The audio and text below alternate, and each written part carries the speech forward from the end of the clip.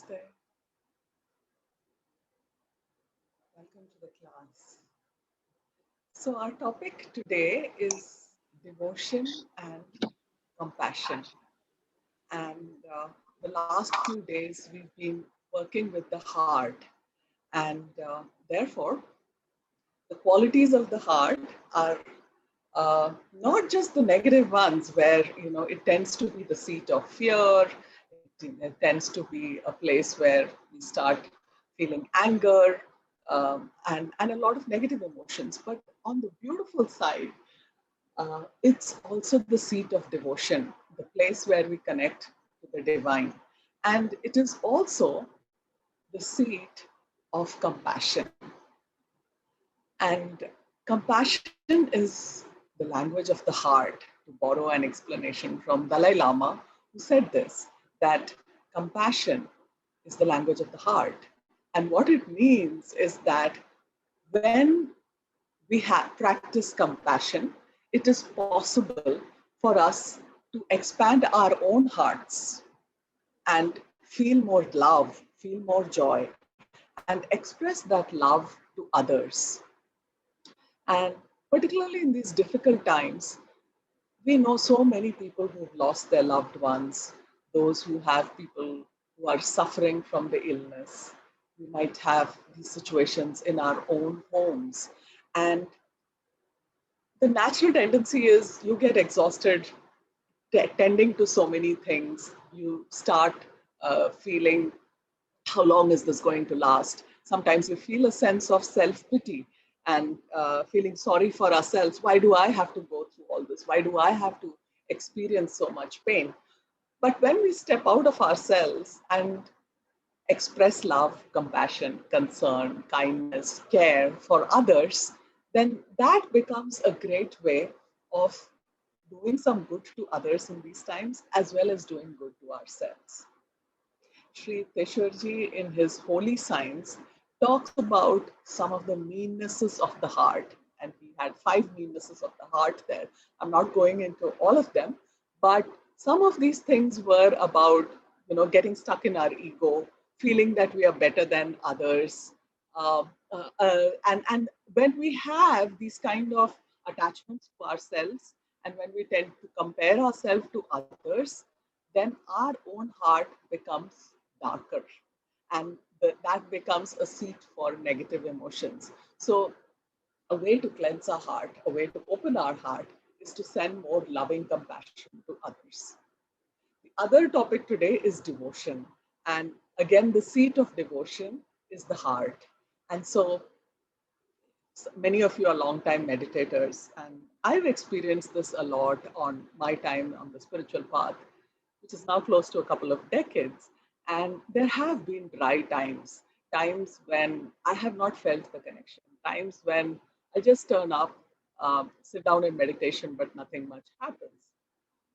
And those are the times when we want to develop our devotion, because there is something lacking. There is some karma to be worked out, because of which we don't feel that connection to God.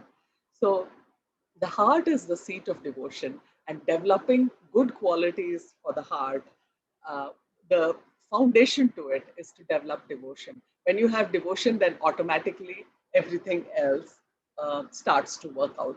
So the question is, how do you develop devotion? So there are many ways of developing devotion, but some simple practical tools and tips for these times. Chanting is a beautiful way to develop devotion. Whatever mantras you can chant, whatever songs that you can chant, which is an offering to Krishna, to Shiva, your Ishta Devata, your Guru, inviting Yogananda. So many chants are there. Opening your heart of your door is a great way to have more devotion. Another is to read some spiritual books. Third one is the same tip that I shared yesterday, looking into the eyes of the Guru. And just a simple prayer, give me more devotion. Help me let go of my attachments, which hide you from me. These simple prayers could be a great way for you to practice devotion. So today we have a short practice of 3 asanas. And before that, we are going to do a couple of stretches, and Amrita is going to demonstrate that for us. So, given the theme of devotion, we are going to do a stretch which is touching the Guru's feet. Yeah. So, for that, you could either sit in Vajrasana if you're comfortable, or you can sit in a simple cross legged position. And bending from your hips, you start going towards the floor. Okay, you're walking your hands. You imagine that the guru is standing in front of you and you're trying to reach his or her feet, and they're being playful with you and they are stepping back and you're stretching a little bit more to touch their feet. So, this is a little playful activity with the guru. Keep stretching forward as much as you can, and at the same time, relax your back, relax your hips, knees. If your head can reach the floor, then you can touch the forehead to the floor. 2 more breaths there. And then slowly, having touched the Guru's feet and having done a pranam there, walk yourself back to upright. The next stretch we are going to be doing is the cat-cow stretch. So you're familiar with this. You come on your hands and knees, and for the cow, you drop your tailbone and gently walk up the spine till the neck goes up. That's with an inhalation. So drop your tailbone, get that nice curve. And as you exhale, round your spine and go into the cat. See if you can get your chin to the chest. Again, inhaling, dropping your tailbone, originating movement from the base of the spine, going all the way up. Exhaling, coming down. One more time, we'll do this. So this makes the spine limber. This is something you can practice anytime during the day. It's great for spinal health, just readjusting the space between the discs, giving the lower back a nice relaxation, and warming up the whole body. And slowly sit up. And now we're going to do a breathing exercise, which is good for relaxation and calming. And this is box breathing. So we will, I introduced this a couple of classes ago. So you inhale to the count of 6, hold to the count of 6, exhale to the count of 6, hold the breath out to the count of 6. Yeah, we'll do 2 rounds of this. You can close your eyes. I'll count for you. Inhale. Hold your breath. Exhale. Hold the breath out. Inhale.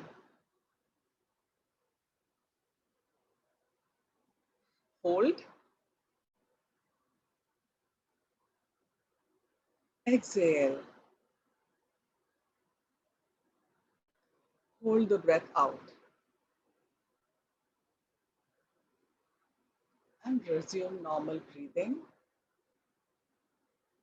So this is a very calming breath that you can practice at any time. It's also good to do this before meditation. A great way to tune into your devotion, calming the mind, stilling the heart, and being ready to commune with the divine. So with that, we'll now step into our asana practice. We're going to do Parsvottanasana. For that, you stand up and you can be vertical on the mat. Step your right foot back about 3 to 4 feet. Yeah, make sure you do these with a nice distance between the legs if you can. Yeah? And then, depending on your shoulder flexibility, you could either join your palms at the back, yeah, or if that is difficult for you, then you could just hold both the elbows with each other, the hands. So that's also a decent thing to do. Or you could, just keep your hands on the side if even that feels too much for you.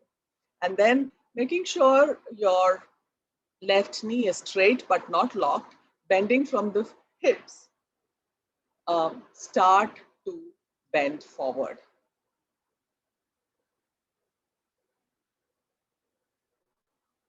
You can stay there at the horizontal, and particularly those who have eye-related conditions, diabetes, etc., don't go further than that. Those who are ready and regularly practicing this asana can drop their head further. You can also touch the floor. And keeping your gaze at the point between the eyebrows, mentally affirm, I open fully to the grace of God. I open fully to the grace of God. 2 more breaths there. And slowly coming up to horizontal. Those of you who had hands behind can release them and step forward or turn sideways. Stay there in a wide stance if you did the sideways stance.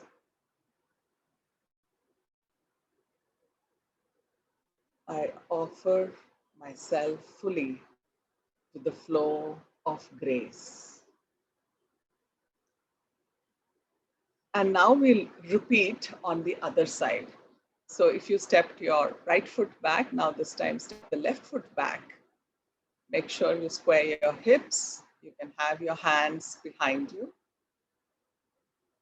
And then folding from the hips with a long spine going forward.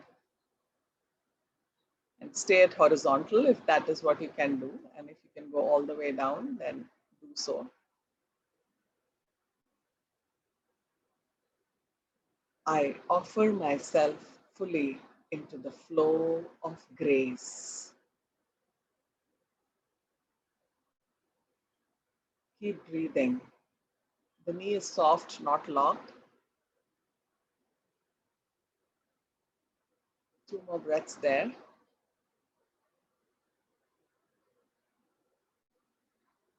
And slowly come back. Straighten up. Step the foot forward. And mentally affirm, I offer myself fully into the flow of grace. And now you can softly open your eyes. Try and tune into your body, how you feel the flow of grace. And then we are going to do Raja Kapot Asana, the royal pigeon pose. So this is again a good one for opening the heart and being in the present moment. So for Raja Kapot Asana, you come into your hands and knees.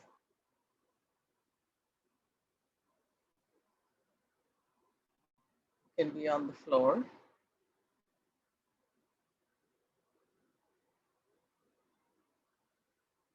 Your hands and knees. And bring your left knee between the 2 arms. Okay, so bend left knee, comes between the 2 arms. And then slide your right foot back. Okay. Take care of all your conditions. So don't go to a point of strain. You can walk your hands back a little bit and make sure the spine is nice and tall, not rounded, and you can go into a nice backward bend. Back of the neck is open. Close your eyes there. Mentally affirm, I leave behind all thoughts of past and future into the eternal now. Being in the present moment. Just 2 more breaths there.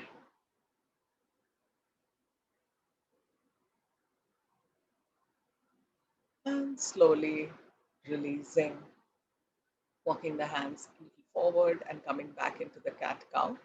And now this time, slide your right foot in. So we're going to just do it one after the other. And walk the left foot back.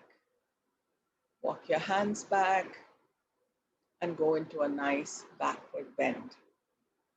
affirming mentally, I leave behind all thoughts of past and future into the eternal now.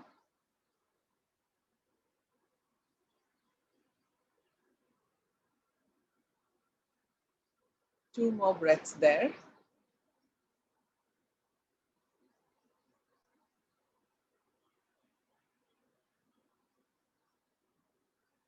And slowly come back, and you can sit in either a Vajrasana or a simple cross legged position.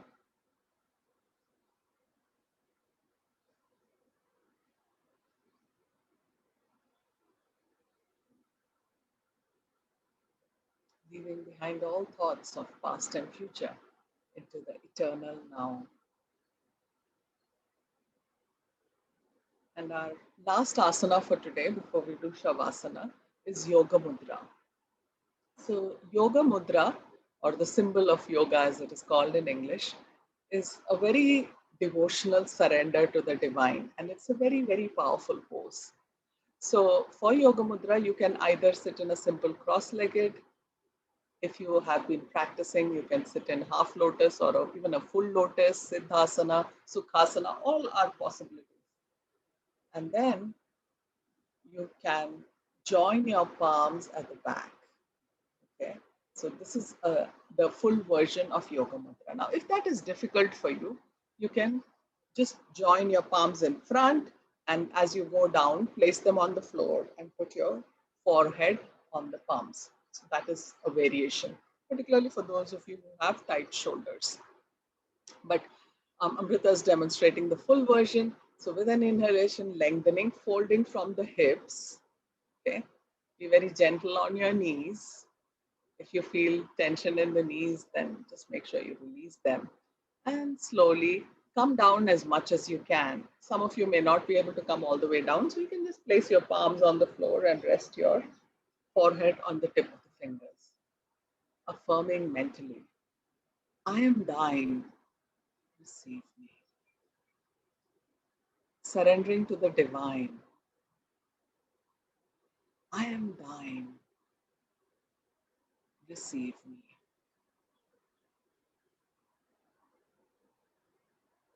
I am thine, receive me. Feeling yourself at the feet of the divine, as a child of the divine, offering yourself to them. One more breath. And slowly come up. Release your arms. We'll do a brief meditation here. But take a moment with the affirmation, I am thine, receive me.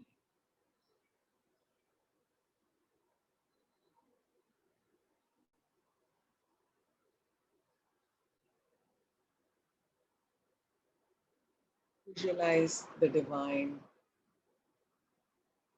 in the form of a divine mother, and you as a child in her lap, being comforted, being stroked,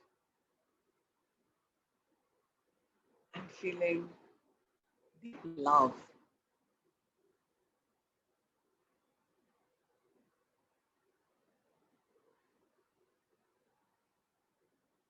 The mother is always compassionate. She forgives you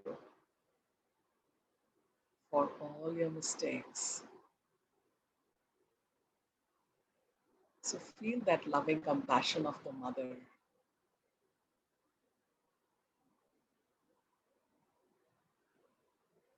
Feel her love, feel her comfort. Mother is also a great comforter. As if she were stroking your hair, caressing you, comforting you, and saying to you, everything's going to be all right. No matter what happens, I will always be there for you.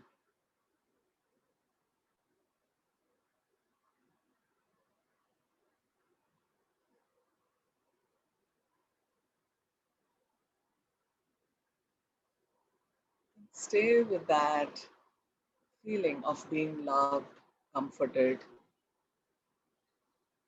experiencing her compassion, and offering your heart's devotion to her. Let's meditate on that for 2 minutes.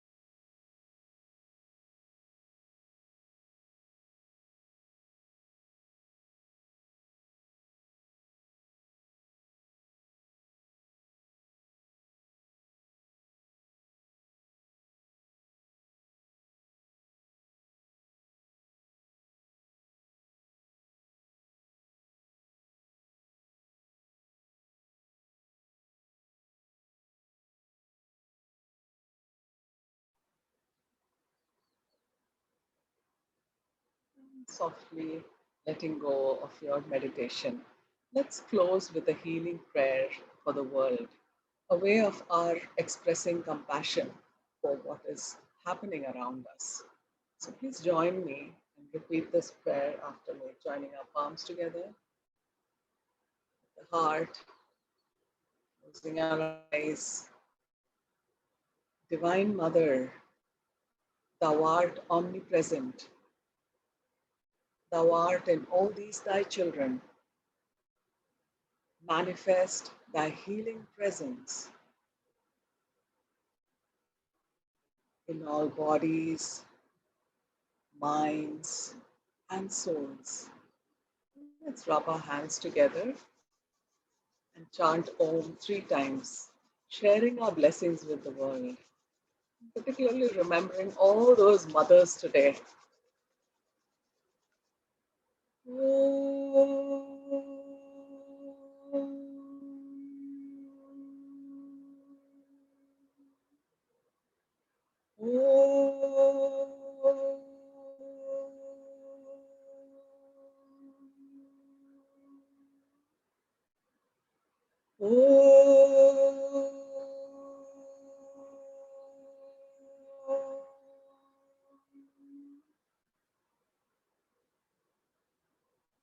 Shanti, Shanti, Shanti.